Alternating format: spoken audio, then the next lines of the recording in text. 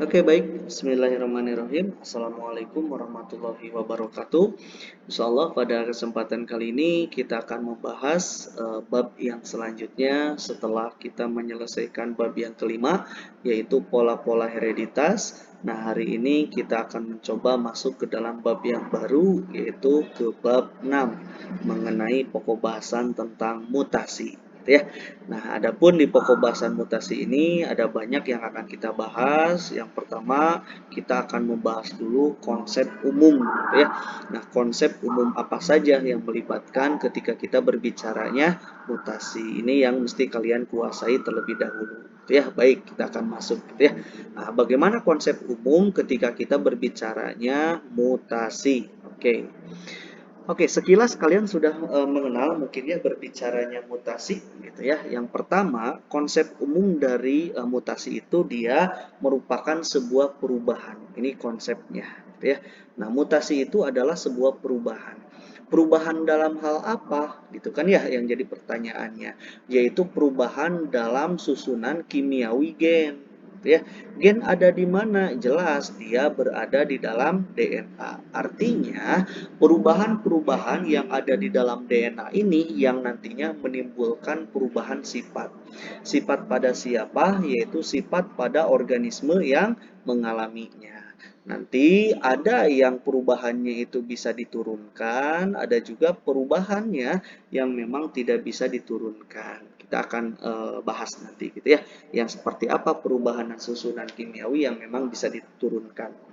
Oke, nah perlu diketahui juga sama kalian bahwa ada organisme atau sel dia mengalami mutasi. Maka organisme itu konsepnya dia disebut sebagai mutan. Mungkin kalian mengenal ada film yang namanya X-Men gitu ya. Nah, mereka itu organisme-organisme mutan. Kenapa? Sebab mereka mengalami mutasi gitu ya. Nah, kenapa mereka mengalami mutasi? Ada penyebabnya, ada senyawanya, ada zatnya gitu kan ya. Nah, zat yang menyebabkan mutasi pada mutan itu disebut sebagai mutagen. Ini adalah penyebabnya, gitu ya. Nah, apapun yang menyebabkan jadinya mutan, dia disebutnya sebagai mutagen. Gitu kan ya. Nah, lalu prosesnya bagaimana? Nah, proses atau peristiwa yang terjadi pada mutasi itu dia disebut sebagai mutagenesis. Jadi peristiwanya atau proses terjadinya itu dia disebut sebagai mutagenesis. Ini adalah tiga konsep yang mesti kalian ketahui sebagai dasar pengetahuan umum ketika berbicara tentang mutasi. Gitu ya. Oke, itu yang pertama. Yang kedua yang akan kita bahas itu yaitu bagaimana mutasi dalam hal proses kejadiannya. Gitu ya. Nah, oke, kita akan membahasnya. Nah, ini mutasi berdasarkan proses kejadiannya itu ada yang disebut sebagai mutasi alami. Nah, namanya juga alami berarti mutasi ini dia jelas gitu ya, terjadi secara alamiah di mana? Di alam. Gitu ya. Ini tidak sengaja manusia buat. Jadi tidak disengaja yang manusia buat gitu ya, tidak. Tapi alam sendirilah yang membuat mutasi itu ada. Misalkan adanya mutagen dari beberapa atau dari berupa radiasi sinar kosmis gitu ya. Nah, ini kan tidak diinginkan oleh manusia. Ini terjadi di alam begitu saja dari luar angkasa gitu kan ya. Atau ada juga dari sinar ultraviolet yaitu yang dihasilkan oleh matahari. Dan ada juga sinar radioaktif alam yang lainnya ya. Dan ini diciptakan oleh alam sendiri, tentu sudah ada yang mengaturnya. Tetapi mutasi alamiah tidak sengaja dibuat oleh manusia. Jadi manusia tidak membuat mutasi jenis alami ini. Ya.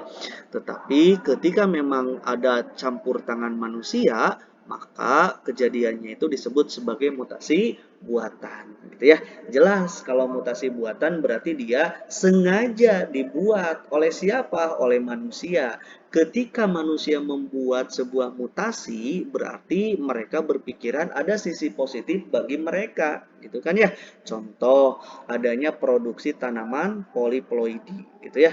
Nah, tanaman poliploidi yang dihasilkan dari mutasi buatan manusia ini menghasilkan ternyata buah yang besar dan juga buahnya tanpa biji. Misalkan semangka tanpa biji. Oh, berarti kalau semangka tanpa biji kan sesuatu yang positif kan ya bagi manusia itu sendiri gitu kan ya. Tetapi negatif bagi tumbuhan sebetulnya ya. Oke, dengan pemberian apa? Nah, pemberiannya yaitu senyawa yang disebut sebagai kolkisin di dalam poliploid ini, gitu ya.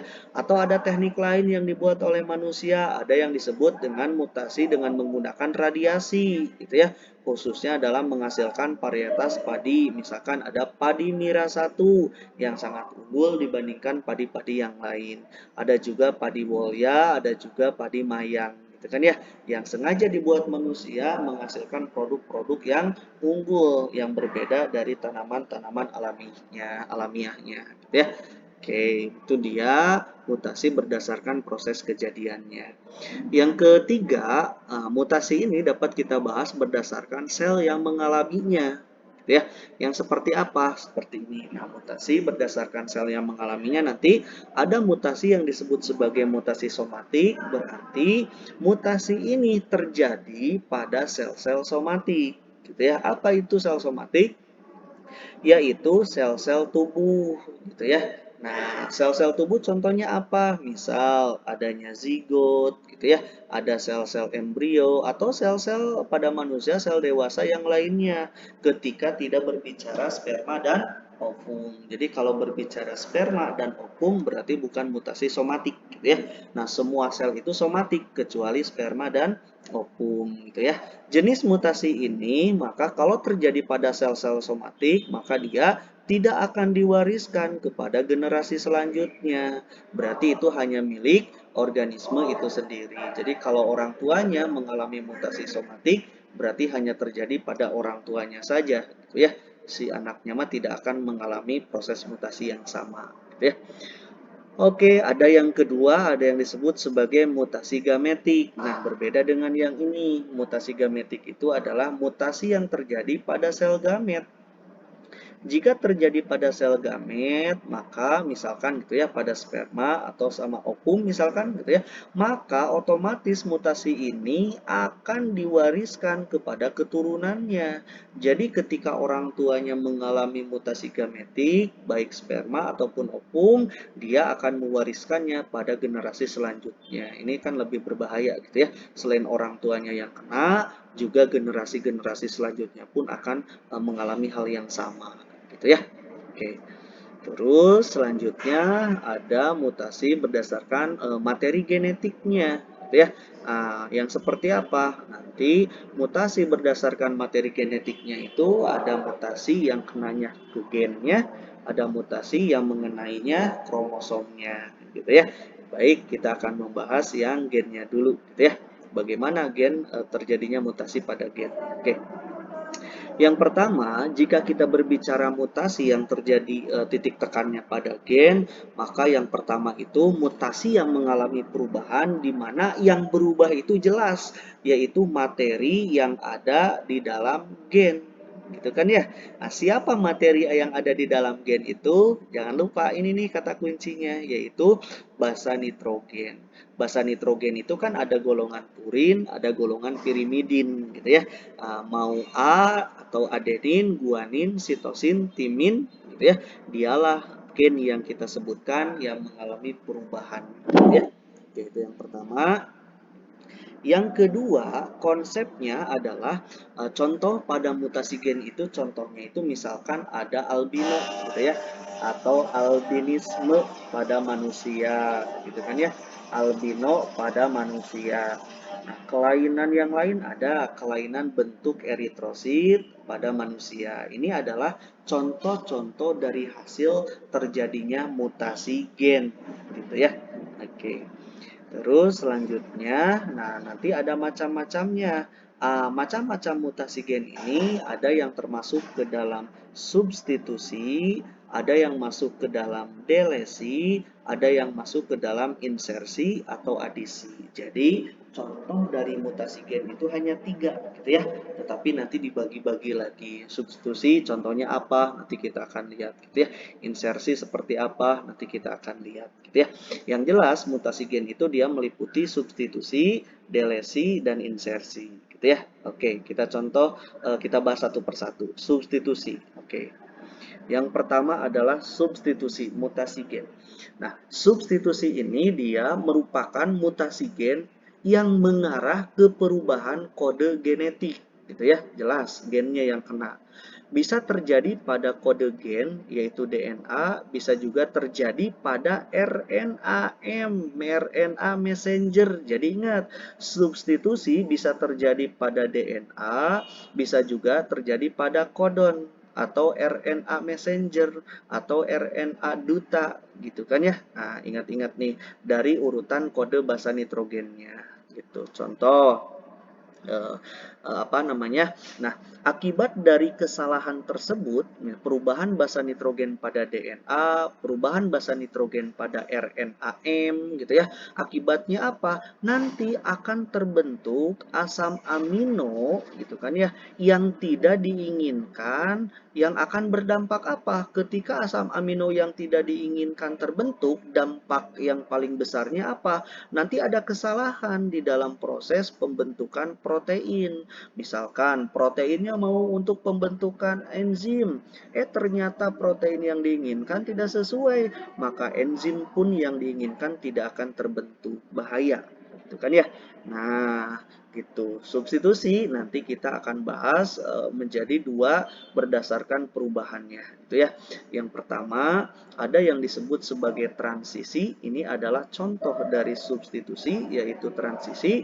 Nah, berbicaranya transisi berarti berbicara dia perubahan-perubahan atau penggantian-penggantian pada basa purin dengan basa purin yang lain, gitu ya, atau pergantian basa pirimidin dengan basa pirimidin yang lain, gitu ya. Contoh misalkan kan saya punya purin, ingat sama kalian kan ya, purin itu adenin dan guanin, gitu kan ya. Pirimidin itu adalah timin dengan sitosin. Nah, kalau transisi dia mutasinya itu horizontal, gitu ya. Dia mutasinya horizontal. Artinya apa? Nah, purin oleh purin yang lain, A digantikan oleh G berubah menjadi A, gitu ya. Atau kebalikannya, T dirubah menjadi C dirubah menjadi T, gitu ya. Transisi di sisinya A, G, di sisinya T, C, gitu kan ya. Purin oleh purin yang lain atau pirimidin oleh pirimidin yang lain. Itu dia transisi. Contoh, nih seperti ini. Misalkan saya punya gen normal TAGC. Jadi perubahannya itu kan ATCG itunya pasangannya. Nah, ini dia mengalami mutasi transisi. Awas. Gitu ya, yang ini. A harus jadi apa? Jadi G. Coba lihat tuh, betul kan ya? A jadi G jadi A. Tuh, ini dia mengalami perubahan horizontal, transisi di sisinya. Termasuk T dan C gitu ya. Nah, T jadi C gitu, C jadi T. Ini dia horizontal. Gitu ya. Perubahan purin oleh purin lagi, terus pirimidin oleh pirimidin yang lain gitu ya. Sama gitu. Purin-purin, pirimidin-pirimidin. Oke. Yang kedua, ada yang disebut sebagai transversi. Apa itu transversi? Transversi itu adalah suatu pergantian basa nitrogen, purin digantikan oleh siapa? Oleh pirimidin. Nah, sebaliknya, pirimidin bisa juga digantikan oleh purin. Berarti kalau dirumuskan, dia mah vertikal. Gitu ya. Artinya A bisa digantikan oleh T, G bisa digantikan oleh C, atau sebaliknya C digantikan oleh G, T digantikan oleh A, gitu ya. Jadi ini dia vertikal. Contoh seperti apa vertikal? Coba lihat. Ini adalah gen normal. Ini yang akan mengalami tipe transversi. G, dia vertikal, dia akan berubah jadi C, gitu kan ya. A akan berubah menjadi T, itu vertikal ini ya. C berubah jadi G, T berubah menjadi A, gitu ya. Ini adalah tipe mutasi dari transversi, gitu ya, vertikal. Purin oleh pirimidin, pirimidin dirubah jadi purin, gitu ya, kebalikannya. Itu yang pertama. Yang kedua, jenis mutasi gen itu ada yang disebut sebagai delesi, gitu ya. Ini dia delesi, gitu ya. Nah, delesi dia merupakan sebuah pengurangan, gitu ya. baik satu atau lebih pasangan nukleotida pada suatu gen. Jadi delesi itu berarti pengurangan. Kalau pengurangan berarti ada yang hilang gitu ya. Satu atau lebih pasangan nukleotida gitu ya. Nah, kasusnya jelas terjadi penghapusan gitu ya. Delesi itu penghapusan gitu ya, atau kehilangan salah satu basa nitrogen gitu ya. Gitu, basa nitrogen sehingga apa? Sehingga prem urutan basa nitrogen atau prem mutation gitu ya, dia bergerak sesuai dengan hilangnya basa nitrogen tersebut. Jadi nanti bergerak, nanti kita akan lihat gitu ya. Seperti apa pergerakannya terjadi gitu ya. Oke. Akibatnya apa? Akibatnya arti pada kode triplet yang seharusnya diterapkan menjadi berbeda. Ketika berbeda, otomatis asam amino yang dibentuk berbeda. Protein yang nantinya dihasilkan juga berbeda, berbahaya gitu ya. Nah, ini contohnya. Ya, kita lihat. Ini dia, saya punya gen normal CTA, GCT, AAT gitu ya, gen normal. Ini pasangan gennya. Misalkan mau terjadi delesi pada warna kuning ini yang saya warnai gitu ya. Akibatnya ketika hilang, ketika dia terjadi delesi, apa yang terjadi?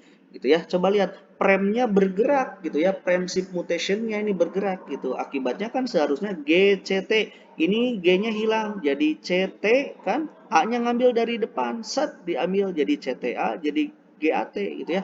Akibatnya asam amino yang dibentuk nanti kan berbeda, tidak yang sesuai kita inginkan gitu ya. Seperti itu. Jadi premnya bergerak, jadi berbahaya, berakibat pada jenis asam amino termasuk protein yang diinginkan jadi berubah gitu ya. Oke, ini contoh yang lainnya. Oke, kita lihat contoh yang lainnya, bagaimana proses asam amino itu dia dirubah. Saya punya gen CAT, ini dia triple codon, gitu ya. CAT juga, CAT juga, ini dia CAT juga, CAT juga, CAT juga, CAT juga. Yang masing-masing CAT dia akan membentuk suatu asam amino yang disebut sebagai his atau histidin, gitu ya. Nah, diakibatkan terjadinya mutasi pada ini dia label dari adenin, ini huruf A ini dia hilang. Apa yang terjadi ketika hilang? Coba lihat. Ininya tetap ATC. Ketika A-nya hilang, jadi tidak ATC lagi. Jadi apa? Jadi TCA gitu ya. Kesininya jadi apa? Jadi TCA. Kesininya jadi apa? Jadi TCA. Akibatnya apa? Akibatnya bukan lagi histidin yang dibentuk gitu kan ya, malah leusin gitu ya. Gitu, atau dibentuk jadi asam amino yang lain, itu kan berbahaya gitu ya. Itu dia delesi. Yang ketiga, contoh dari mutasi gen itu ada yang disebut sebagai insersi gitu ya.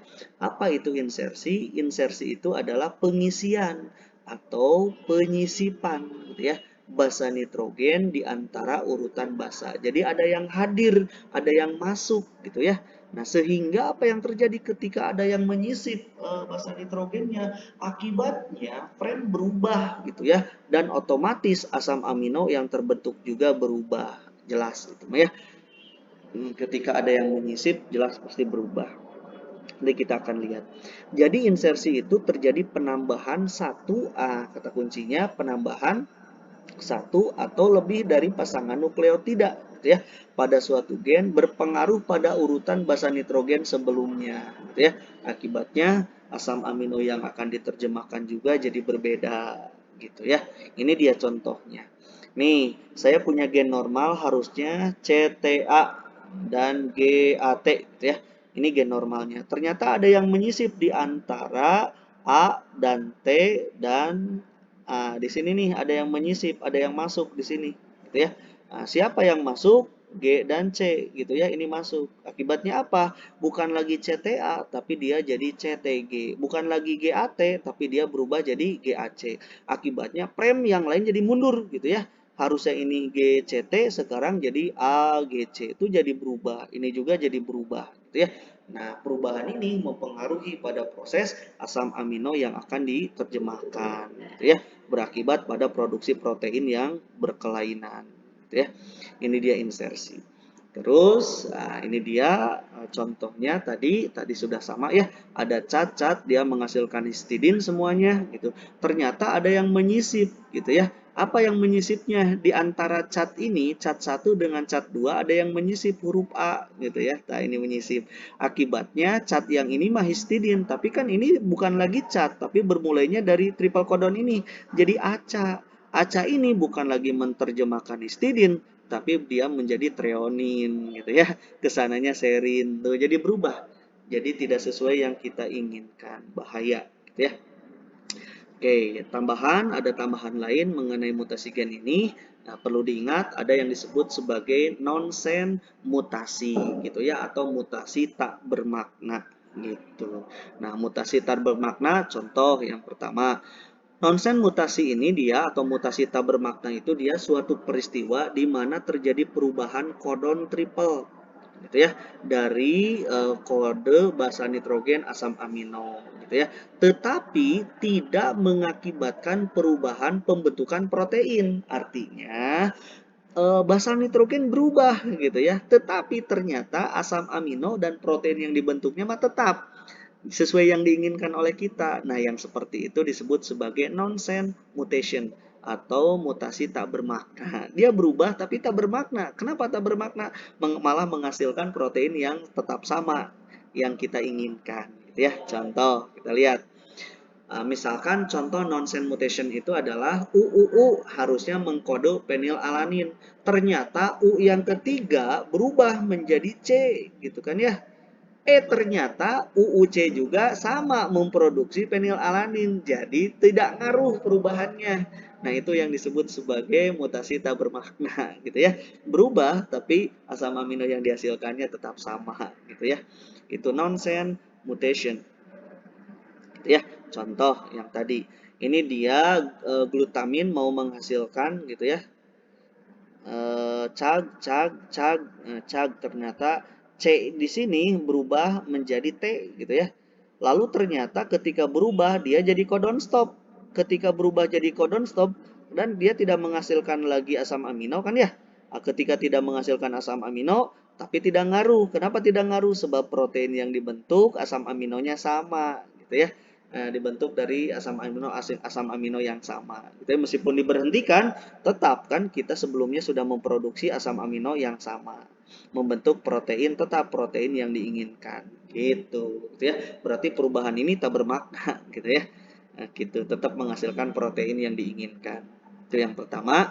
Tambahan yang kedua, berkenaan dengan mutasi gen itu ada yang disebut sebagai missense mutation gitu ya. Nah, kalau misen ini dia yaitu mutasi pada satu nukleotida gitu ya, sehingga terjadi perubahan satu pasang basa DNA gitu ya. Nah, menyebabkan apa? Nanti akan menyebabkan perubahan salah satu kodon RNA-nya selama transkripsi. Ketika RNA-nya dia berubah, maka akan menghasilkan asam amino yang berbeda. Kalau yang ini mah seperti mutasi-mutasi pada umumnya ya, baik delesi, baik insersi, baik transisi, baik transversi, menghasilkan asam amino yang berbeda gitu ya. Ini histidin harusnya, ternyata A berubah menjadi C gitu ya, akibatnya berubah jadi prolin gitu ya. Kalau sudah berubah jadi prolin berarti kan ini dia missense atau asam amino yang dibentuk salah gitu ya. Oke, dan terakhir tambahannya itu ada prinsip gitu ya, prinsip mutation atau mutasi bingkai. Mutasi bingkai udah kita bahas sebetulnya ya, berbicara delesi, berbicara insersi juga ya. Nah, prinsip mutation ini terjadi karena adanya penambahan. Berarti kalau penambahan nanti bisa jadi insersi gitu ya. Sekaligus pengurangan. Kalau pengurangan berarti bisa delesi gitu ya. Nah, satu atau beberapa basa nitrogen secara bersama-sama gitu ya. Oke, mutasi ini tuh kan sudah saya bahas, bisa dalam bentuk delesi atau duplikasi atau juga bisa dalam bentuk substitusi, transisi atau transversi gitu ya. Tadi sudah kita bahas ini. Oke, ini contohnya gitu ya. Cat, kalau sudah jadi cat menghasilkan his asam aminonya, ternyata dia menambah gitu ya, ada T yang menyisip, ada masuk gitu ya. Atau ini C-nya hilang katanya gitu. Jadi T yang dari sini ditarik ke dalam gitu ya. AAT ya udah jadi terbentuk asam amino yang yang lain. Akibatnya ke sana pun, akibatnya ke sana menghasilkan asam amino yang berbeda juga, gitu ya. Itu dia prinsip mutasi, mutasi bingkai. Jadi dia bergerak dikarenakan ada mutasi. Ketika bergerak, perubahan basa tripletnya, maka asam amino yang dibentuk nanti akan berbeda juga, gitu ya. Dan yang terakhir ada tambahannya itu tentang triplet mutation atau mutasi ganda 3 gitu ya. Kalau yang ini dia terjadi karena adanya penambahan atau penggunaan 3 basa nitrogen secara bersama-sama gitu ya. Kalau penggunaan secara bersama-sama jelas dia juga akan mengalami perubahan pada kode-kode genetik yang ada di dalam DNA atau yang ada di dalam RNA gitu ya. Oke. Baik, itu dia seputar atau sekilas tentang mutasi gen gitu ya. Jadi mutasi gen sampai di sana dulu. Saya akan membuat video sampai mutasi gen dulu. Untuk mutasi kromosomnya saya pisahkan gitu ya. Nanti kita akan membahasnya di video yang selanjutnya gitu ya. Oke, kita balikan baru sampai ke materi genetik, dan materi genetik yang baru kita bahas sampai ke mutasi gen ya, belum ke kromosom. Itu saja yang bisa saya sampaikan. Terima kasih. Mohon maaf atas segala kekurangannya. Assalamualaikum warahmatullahi wabarakatuh.